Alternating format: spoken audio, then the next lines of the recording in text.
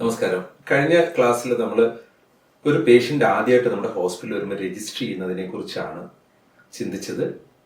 അവിടെ നമ്മുടെ റിസപ്ഷനിൽ രജിസ്റ്റർ ചെയ്യാം, അവർക്ക് സ്വയം സ്മാർട്ട് ഫോൺ ഉപയോഗിച്ച് രജിസ്റ്റർ ചെയ്യാം, emergency registration through mobile app ഉണ്ട്. ഇത് ഒരു പേഷ്യൻറ്റിൻ്റെ കൺവീനിയൻസ് ഒക്കെ നോക്കി അവരുടെ ഒരു ഫസ്റ്റ് വിസിറ്റിനെ അവർക്ക് ഏറ്റവും രസകരമാക്കി മാറ്റാവുന്ന, എഫർട്ട്ലെസ് ആക്കി മാറ്റാവുന്ന രീതി നമ്മളവിടെ കണ്ടുപിടിക്കണം. വരുന്ന എല്ലാവരും ഒരേ കണക്ക് മൊബൈൽ ഫോൺ ഉപയോഗിക്കാൻ ഫെമിലിയർ ആയിരിക്കില്ല, ക്യൂ നിൽക്കാൻ എല്ലാവർക്കും പറ്റിയെന്ന് വരത്തില്ല. അപ്പോൾ നമുക്ക് അതുകൊണ്ടാണ് ഒരു 4-5 രീതിയിലുള്ള ഫെസിലിറ്റീസ് ന്യൂ രജിസ്ട്രേഷന് നമ്മൾ നൽകിയിട്ടുള്ളത്. തീർച്ചയായിട്ടും നമുക്ക് ആ ഒരു കാര്യത്തിൽ വിവേകത്തോടെ നമ്മുടെ പേഷ്യൻസിനെ ഏറ്റവും അവരെ ഫ്രണ്ട്ലി ആയിട്ടൊരു അറ്റ്മോസ്ഫിയറിലേക്ക് കൊണ്ടുപോകാനായിട്ട് ശ്രമിക്കാം. ഇന്ന് നമ്മുടെ ചിന്ത, ആദ്യത്തെ വിസിറ്റ് എല്ലാം പോയി കഴിഞ്ഞ പേഷ്യൻ്റ് രണ്ടാമത് നമ്മുടെ ഹോസ്പിറ്റലിലേക്ക് പിന്നീട് പല തവണ വന്നേക്കാം, റീവിസിറ്റ്. അതിനെക്കുറിച്ചാണ് നമ്മൾ ചിന്തിക്കുന്നത്. 2 തരം റീവിസിറ്റുകളാണ് മെയിനായിട്ട് ഒരു ഹോസ്പിറ്റലിൽ ഉണ്ടാവുക. ഒന്ന്, ഡോക്ടറെ കാണാനായിട്ട് ഡോക്ടർ അപ്പോയിൻമെന്റ് എടുക്കുന്ന റീവിസിറ്റ്. മറ്റൊന്നൊരു ഡോക്ടറെ കൺസൾട്ടേഷൻ ഒന്നും ഇല്ലാതെ ഒരു സർവീസിന് മാത്രമായിട്ട് വരുന്ന സർവീസ് അപ്പോയിൻമെന്റ്സിനുള്ള റീവിസിറ്റ്. അപ്പം ഇത് രണ്ട് രീതിയിലാണ് നമ്മുടെ സോഫ്റ്റ്വെയറിൽ ഹാൻഡിൽ ചെയ്തിരിക്കുന്നത്. ഒരു ഡോക്ടർ കൺസൾട്ടേഷൻ വേണ്ടി വരുന്ന റീവിസിറ്റ് ഗ്രേപ്സിൽ പേഷ്യൻസ് എന്ന മെനുവിൽ റീവിസിറ്റ് ഡോക്ടർ അപ്പോയിൻമെന്റ് എന്ന് പറഞ്ഞ സബ് മെനുവിലേക്ക് പോകാൻ പറ്റും. അതിന്റെ തൊട്ട് താഴെ തന്നെ സർവീസ് അപ്പോയിൻമെന്റ് എന്ന് പറഞ്ഞ മെനു ഉണ്ട്. അത് ഡോക്ടറുടെ കൺസൾട്ടേഷൻ റീവിസിറ്റ് നമ്മൾ shortcut F3 control F3 for service അപ്പോയിൻമെന്റുമാണ്. ഇതെങ്ങനെ ക്ലാസിഫൈ എന്ന് വെച്ചാൽ, നമുക്ക് സ്വാഭാവികമായിട്ടും വന്ന ടോട്ടൽ പേഷ്യന്റ് കൗണ്ട് എല്ലാം അറിയേണ്ട ആവശ്യമുണ്ട്. അതുകൊണ്ട് തന്നെ ഏതൊരു സർവീസിന് വന്നാലും ഡോക്ടർ കൺസൾട്ടേഷൻ അല്ലെങ്കിൽ പോലും റിസപ്ഷനിൽ വന്ന് അതിന്റെ അപ്പോയിൻമെന്റ് എടുത്ത് പോകുന്നതാണ് നല്ലത്. ലാബ് വിസിറ്റിനാണെങ്കിലും ഒരു വൂണ്ട് ഡ്രസ്സിങ്ങിനാണെങ്കിലും കീമോതെറാപ്പി അങ്ങനെയുള്ള കാര്യങ്ങളൊക്കെ പലപ്പോഴും ഡോക്ടർ കൺസൾട്ടേഷൻ വരാറുണ്ട്. ഡോക്ടർ കൺസൾട്ടേഷൻ ഇല്ലാതെ എന്ത് സർവീസ് വിളിച്ചാലും ഒരു സർവീസ് അപ്പോയിൻമെന്റ് എന്നതിൽ കൂടെ കടന്നു പോകുന്നത് നല്ലതാണ്. നമുക്ക് ഇത് ഒരു F3 എന്ന് പറഞ്ഞ നമ്മുടെ ഷോർട്ട് കട്ട് ഉപയോഗിച്ച് ഓപ്പൺ ആയി വരുന്ന റീവിസിറ്റ് വിൻഡോ കുറച്ചധികം ഡൈനാമിക് ആണ്, ആർട്ടിഫിഷ്യൽ ഇന്റലിജൻസ് എനേബിൾഡ് ആണ് ത്രൂ ഡീപ് ഡാറ്റ ലേണിംഗ്. ഒരു 10-14 വർഷം മുമ്പ് തന്നെ നമ്മുടെ സോഫ്റ്റ്വെയറിൽ ഒരു ഇന്റലിജൻസ് എനേബിൾഡ് ആയ ഒരു ഫംഗ്ഷൻ നമുക്ക് വിളിക്കാവുന്ന ഒരു ഫംഗ്ഷനുമാണത്. എന്താണ് അതിൽ ഇന്റലിജൻസ്? ഒരു പേഷ്യന്റ് വന്നു കഴിഞ്ഞാൽ അവരുടെ മെഡിക്കൽ റെക്കോർഡ് നമ്പറോ മൊബൈൽ നമ്പറോ പേരോ ഒക്കെ വെച്ചിട്ട് തന്നെ നമുക്ക് അവിടെ സെർച്ച് ചെയ്ത് അവരെ ലോഡ് ചെയ്യാം. ലോഡ് ചെയ്ത് കഴിഞ്ഞാൽ അവർ ഏത് ഡോക്ടറെ കാണാനാണ് എന്ന് പോസിബിലിറ്റി അവിടെ പ്രഡിക്റ്റ് ചെയ്യുന്നുണ്ട്. എന്നാൽ സോഫ്റ്റ്വെയറിന് സ്വാഭാവികമായിട്ട് ഇവർ ഏത് ഡോക്ടറെ കണ്ടിട്ടിരിക്കുന്നതെന്ന് അറിയാം. ആ ലിസ്റ്റ് ഫുള്ള് നമുക്ക് കാണാം, ഏതൊക്കെ ദിവസങ്ങളിലാണ് വന്നിരിക്കുന്നതെന്ന് പ്രീവിയസ് വിസിറ്റ് ലിസ്റ്റിൽ കാണാൻ പറ്റും. അതുപോലെ തന്നെ ഇവരുടെ ഡോക്ടറെ സജസ്റ്റ് ചെയ്ത് കാണിക്കുന്നുണ്ടാവും, ഈ ഡോക്ടറെയാണ് മോസ്റ്റ് പോസിബിൾ ഡോക്ടർ. നമുക്ക് എടുത്ത് ചോദിക്കാം, ഡോക്ടർ ഇന്ന ആളിനെയല്ലേ നിങ്ങൾ കാണാൻ വന്നിരിക്കുന്നത് എന്ന് അവരിങ്ങോട്ട് സംസാരിച്ച് തുടങ്ങുന്നതിന് മുമ്പ് തന്നെ അങ്ങോട്ട് സംസാരിക്കാനുള്ള ഓപ്ഷൻ അവിടെ നമുക്ക് കിട്ടുന്നുണ്ട്. അതുപോലെ തന്നെ ഈ പേഷ്യന്റിന്റെ റിവ്യൂ നോട്ട്സ് ഡോക്ടർ എഴുതിയിട്ടുണ്ട്. അടുത്ത വിസിറ്റിൽ ഇന്ന കാര്യങ്ങൾ ചെയ്യണമെന്ന് പറഞ്ഞിട്ടുണ്ടെങ്കിൽ അവിടെ തന്നെ നമുക്ക് ഇമ്മീഡിയറ്റ് വിൻഡോയിൽ തന്നെ റിവ്യൂ നോട്ട്സ് കാണാൻ പറ്റും. ഇവരെന്ത് ആവശ്യത്തിനാണ് അടുത്ത വിസിറ്റ് വരുന്നതെന്ന് ഡോക്ടർ എഴുതിയത് തന്നെ കാണാൻ പറ്റുന്നുണ്ടാവും. അതുപോലെ ഈ പേഷ്യന്റ് സ്വാഭാവികമായി വരുന്ന ദിവസങ്ങളെ കുറിച്ചുള്ള ഒരു ഇൻഫർമേഷൻ അവിടെ ഉണ്ടാവും. നോർമലി ഇവര് തേഴ്സ്ഡേസിൽ വരുന്ന പേഷ്യന്റ് ആണെന്ന് വിചാരിക്കുക. ഇതിപ്പോ മൺഡേ വന്നിട്ടുണ്ടെങ്കിൽ, ഒരിക്കലും ഇവർ മൊത്തം 18 വിസിറ്റ് നടത്തിയിട്ടുണ്ട്, അതെല്ലാം തേഴ്സ്ഡേസോ ഫ്രൈഡേസോ ഒക്കെയാണ് വന്നിട്ടുള്ളത്. മൺഡേ ഇവർ ഒരിക്കലും വന്നിട്ടില്ലെങ്കിൽ അവരൊരു ഡിഫറെന്റ് സിനാരിയോയിലാണ് വന്നിരിക്കുന്നത്. പെട്ടെന്ന് നമുക്ക് തിരിച്ചറിയുന്ന ആ രീതിയിൽ അവരോട് സംസാരിച്ചു തുടങ്ങാനും പറ്റും. ചുമ്മാ ഒരു സൗഹൃദം ചോദിക്കാം, സാധാരണ ഗതിയിൽ ഫ്രൈഡേസിലാണല്ലോ അല്ലെ തേഴ്സ്ഡേസിലാണല്ലോ വരുന്നത്, ഇതെന്ത് പറ്റി മൺഡേ വരുന്നത്? അപ്പൊ അവർക്കുണ്ടാകുന്നൊരു ഫീലുണ്ട്. അതായത് ഞാൻ ഏത് ദിവസങ്ങളിലാണ് വരുന്നതെന്ന് വേറെ റിസപ്ഷനിലുള്ള ആൾക്ക് അറിയാമല്ലോ, എന്നെ അത്രമാത്രം ഇവർ ശ്രദ്ധിക്കുന്നുണ്ടോ. കാരണം പേഷ്യന്റിന് കെയർ ആണ് ഏറ്റവും അത്യാവശ്യം വരുന്നത്, അത് റിസപ്ഷൻ മുതൽ വേണമെന്ന് കഴിഞ്ഞ ക്ലാസ്സിൽ നമ്മൾ പറഞ്ഞിരുന്നു. ഇതൊരു വളരെ ഇമ്പോർട്ടന്റ് ആയിട്ടുള്ള ഒരു കാര്യമാണ്. അത് പലപ്പോഴും നമ്മുടെ ഹോസ്പിറ്റൽസിൽ വളരെ യാന്ത്രികമായിട്ട് റിസപ്ഷനിലൊക്കെ പെരുമാറാൻ തുടങ്ങിക്കഴിഞ്ഞാൽ ഒരു പേഷ്യന്റ് ആരും കംഫർട്ട് ഫീൽ ഒന്നും ഉണ്ടാവത്തില്ല. അപ്പം നമ്മളിത് ഒന്ന് ശ്രദ്ധിക്കേണ്ട ഒരു കാര്യം, അതിന് ഉപകരിക്കുന്ന എല്ലാ ഫംഗ്ഷനും നമ്മുടെ ആ ഒരു റീവിസിറ്റ് വിൻഡോയിലുണ്ട്. ആ പേഷ്യന്റ് മുൻകാലങ്ങളിൽ ടോക്കൺ എടുത്തിട്ട് ഒരു ഡോക്ടർക്ക് അപ്പോയിന്റ്മെന്റ് എടുത്തിട്ട് ക്യാൻസൽ ചെയ്തിട്ടുണ്ടെങ്കിൽ അതെല്ലാം അവിടെ കാണാൻ പറ്റും നമുക്ക്. അപ്പൊ അവരുടെ അടുത്ത് റിപ്പീറ്റ് ചെയ്ത് കൺഫേം ചെയ്യാൻ പറ്റും. അതിന് മുമ്പ് തന്നെ ഈ പർട്ടിക്കുലർ ഡോക്ടർ ഇന്ന് എത്ര മണിക്ക് OP തുടങ്ങി, ഏകദേശം ഇപ്പൊ എത്ര പേഷ്യന്റിനെ കണ്ടു കഴിഞ്ഞു, എത്ര പേഷ്യന്റ് വെയിറ്റിംഗ് ഉണ്ട്, ഇന്ന് ഈ ഡോക്ടറുടെ ആവറേജ് വെയിറ്റിംഗ് ടൈം വരെ അവിടെ നമുക്ക് കാണാൻ പറ്റും. അത് മാത്രമല്ല, ആ പേഷ്യന്റിന് മുൻകാലങ്ങളിൽ OPയുടെ മുമ്പിൽ എത്ര സമയം വെയിറ്റ് ചെയ്ത് എക്സ്പീരിയൻസ് ഉണ്ടെന്നും സോഫ്റ്റ്വെയർ അവിടെ കാണിച്ചു തരുന്നുണ്ട്. ഈ പേഷ്യന്റിന് നേരത്തെ വെയിറ്റ് ചെയ്ത എക്സ്പീരിയൻസ് ഉള്ള ഒരു സമയത്തേക്കാൾ കൂടുതലാണ് ഇന്ന് ഈ ഡോക്ടറുടെ waiting time in front of OPD എങ്കിൽ നമുക്കിത് എടുത്ത് പറയാം അവരോട്. ഇന്ന് ഇപ്പൊ 1 മണിക്കൂർ 40 മിനിറ്റും വെയിറ്റ് ചെയ്യേണ്ടി വരും OPD മുമ്പിൽ നിന്ന്.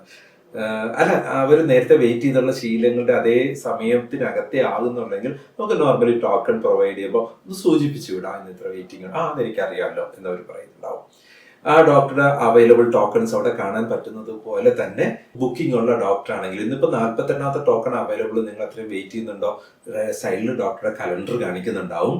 അടുത്ത ഈ ഡോക്ടറുള്ള ദിവസത്തിൽ നിയറസ്റ്റ് ടോക്കൺ ഏതാണ് അവൈലബിൾ. അപ്പോൾ ഇവർക്ക് അത്രയും വെയിറ്റ് ചെയ്യാൻ സൗകര്യമില്ല, എനിക്ക് രാവിലെ വന്ന് കണ്ടുപോകണമെന്നുണ്ടെങ്കിൽ അത് ഏത് ദിവസം പോസിബിൾ ആകുന്നുള്ള കലണ്ടർ അവിടെ തന്നെയാണ് പറ്റും. അതായത് ആ ഒരു നമ്മുടെ ഡോക്ടർ അപ്പോയിന്റ്മെന്റ് എന്ന് പറഞ്ഞ ഷോർട്ട് കട്ട് F3 ഉള്ള വിൻഡോ ഓപ്പൺ ആയി ഒരു പേഷ്യന്റ് ഇൻഫർമേഷൻ കൊടുക്കുമ്പോൾ തന്നെ അവരെ കൊണ്ട് അധികം സംസാരിപ്പിക്കേണ്ട ആവശ്യമില്ല. നമ്മുടെ മുമ്പിലേക്ക് അവർ മുമ്പ് വന്ന വിസിറ്റുകളെല്ലാം, അവരുടെ റിവ്യൂ നോട്ട്സ്, അവർക്കൊരു സർജറി നടന്നിട്ടുണ്ടെങ്കിൽ അത് എന്നാണ്, ഏത് ഡോക്ടറാണ് ചെയ്തത്, അവരുടെ വാക്സിനേഷൻ ഡീറ്റെയിൽസ് ഇൻക്ലൂഡിങ് അതുൾപ്പെടെ അവിടെ വരുന്നുണ്ട്. പിന്നെ ഇവർ വന്നുകൊണ്ടിരിക്കുന്ന റെഗുലർ ഡേയ്സ് ഏതാണ്, ഇവർ നോർമലി ഓൺലൈൻ അപ്പോയിന്റ്മെന്റ്സ് ആണോ എടുക്കുന്നത്, ഓഫ്ലൈൻ അപ്പോയിന്റ്മെന്റ്സ് ആണോ എടുക്കുന്നത്, അതെല്ലാം തന്നെ അവിടെ വരുന്നുണ്ട്. ഇവർ കാണാൻ പോകുന്ന ഡോക്ടർ ഏതാണെന്ന് ഓട്ടോമാറ്റിക്കായിട്ട് വരുന്നുണ്ട്. ഇനി ഈ ഒരു ഡോക്ടർ മാറി കാണണമെങ്കിൽ മാത്രമാണ് നമുക്ക് ആ ഡോക്ടർ സെലക്ട് ചെയ്യേണ്ടി വരുന്നത്. അത് തന്നെ കഴിഞ്ഞ നമ്മൾ രജിസ്ട്രേഷനിൽ കണ്ടതുപോലെ തന്നെ നമുക്കിവിടെ ആ ഒരു കാണാൻ പോകുന്ന ഡോക്ടറുടെ പേരോ ഡിപ്പാർട്ട്മെന്റിന്റെ പേരോ അല്ലെങ്കിൽ ആ ഡിസീസിന്റെ പേരോ കൊടുത്തിട്ട് ഇന്ന് അവൈലബിൾ ആയ ഡോക്ടർ ഫൈൻഡ് ചെയ്യാൻ പറ്റും. ആ ഫെസിലിറ്റീസ് എല്ലാം അവിടെ അവൈലബിൾ. പിന്നെ ഈ റീവിസിറ്റ് വിൻഡോയിലും മറ്റു ചില അഡീഷണൽ ഫംഗ്ഷൻസ് ഉണ്ട്. അത് ഇതാണ്, ഇപ്പൊ പേഷ്യന്റ് ഫസ്റ്റ് ടൈം ഒക്കെ വന്ന സമയത്ത് മറ്റൊരാൾ ഇൻഫർമേഷൻ പാസ് ചെയ്ത് അദ്ദേഹത്തിന്റെ ഡേറ്റ് ഓഫ് ബർത്ത് ഏജ് ഒക്കെ തെറ്റായിട്ടാണ് രേഖപ്പെടുത്തിയിരിക്കുന്നതെങ്കിൽ ഇവിടെ വെച്ച് നമുക്കത് കറക്റ്റ് ചെയ്യാൻ പറ്റും. ചിലപ്പോഴെല്ലാം പേഷ്യൻസിന്റെ മൊബൈൽ നമ്പർ മാറും. അപ്പൊ ആ മൊബൈൽ നമ്പർ അപ്ഡേറ്റ് ചെയ്യാൻ അവിടെ വെച്ച് തന്നെ നമുക്ക് ഈസി ആയിട്ട് പറ്റും. ഇനി അപ്പോയിന്റ്മെന്റുമായിട്ട് ബന്ധപ്പെട്ട് ടാഗ് ചെയ്യാൻ പറ്റും നമുക്ക്. ഇപ്പൊ ഈ പേഷ്യന്റ് ഇന്ന് വന്നിരിക്കുന്ന വീൽ ചെയറിലാണെന്ന് വിചാരിക്കുക, ഈ അപ്പോയിന്റ്മെന്റ് ടോക്കൺ എടുക്കുമ്പോൾ തന്നെ നമുക്കിവിടെ വീൽ ചെയർ എന്ന ടാഗ് കൊടുക്കാൻ പറ്റും. അപ്പൊ ഡോക്ടർക്ക് OPD-യിൽ ഇരിക്കുമ്പോൾ അറിയാം ഇതൊരു വീൽ ചെയർ പേഷ്യന്റ് ആണ് പുറത്ത് വെയിറ്റ് ചെയ്യുന്നതെന്ന്. ആ ടാഗ് എല്ലാം ടെമ്പററി ടാഗാ. അവിടെ തന്നെ ഒരു ചെക്ക് ബോക്സ് ഉണ്ട്, ഇത് പെർമനന്റ് ടാഗ് ആക്കാനായിട്ട്. ഒരു പെർമനന്റ് വീൽ ചെയർ പേഷ്യന്റ് ആയിട്ട് ഒരു അസൈൻ ചെയ്യപ്പെട്ടാണ് വന്നിരിക്കുന്നതെങ്കിൽ അവിടെ പെർമനന്റ് ടാഗ് ആക്കാം. അത് മാത്രമല്ല കേട്ടോ, ചില പേഷ്യൻസ് ഒക്കെ ഓൾവേസ് എപ്പോൾ വന്നാലും ഒരു പ്രോബ്ലം ഉണ്ടാക്കിയിട്ടായിരിക്കും പോവുക. ആ ഒരു ബിഹേവിയർ വേണമെങ്കിൽ നമുക്ക് ടാഗ് ചെയ്യാം. അപ്പോൾ ബാക്കിയുള്ളവർക്ക് ശ്രദ്ധിക്കാമല്ലോ, ഇയാൾ അല്പം മദ്യപിച്ചിട്ടാണ് വന്നിരിക്കുന്നത്, ബട്ട് നമുക്ക് ട്രീറ്റ്മെന്റ് കൊടുക്കണമല്ലോ. അപ്പൊ അതെല്ലായിടത്തും നമുക്കൊരു വേണമെങ്കിൽ അത്തരത്തിലുള്ള ഇൻഫർമേഷൻസ് ഉൾപ്പെടെ നമുക്ക് ആ ടാഗിൽ കൊടുക്കാം. അതുപോലെ തന്നെ ഈ അപ്പോയിന്റ്മെന്റ് ഒരു പർട്ടിക്കുലർ ആവശ്യത്തിലേക്കാണ് വന്നിരിക്കുന്നതെങ്കിൽ അത് നോട്ടായിട്ട് അവിടെ ആഡ് ചെയ്യാനുള്ള ഓപ്ഷൻ ഉണ്ട്. ഈ വിസിറ്റ് ഒരു എമർജൻസി പേഷ്യൻസിനെ നമ്മൾ OPD-യിലേക്ക് അപ്പോയിന്റ്മെന്റ് എടുക്കുകയാണെങ്കിൽ അവിടെ എമർജൻസി എന്ന് പറഞ്ഞ ചെക്ക് ബോക്സ് ഉണ്ട്.